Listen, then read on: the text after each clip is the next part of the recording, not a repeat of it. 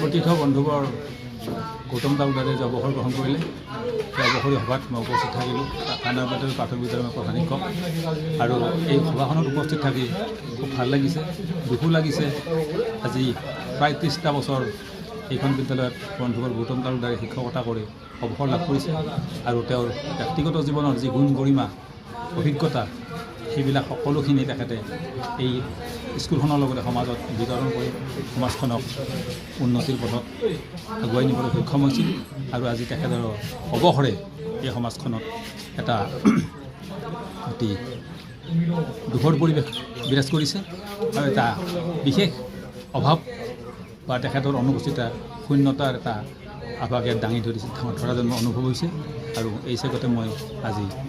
বন্ধুবৰ তথা এই বিদ্যালয়ৰ প্ৰধান শিক্ষক গৌতম তালুকদাৰ দেৱৰ সুস্বাস্থ্য দীৰ্ঘ জীৱন আৰু দীৰ্ঘ জীৱন কামনা কৰোঁ।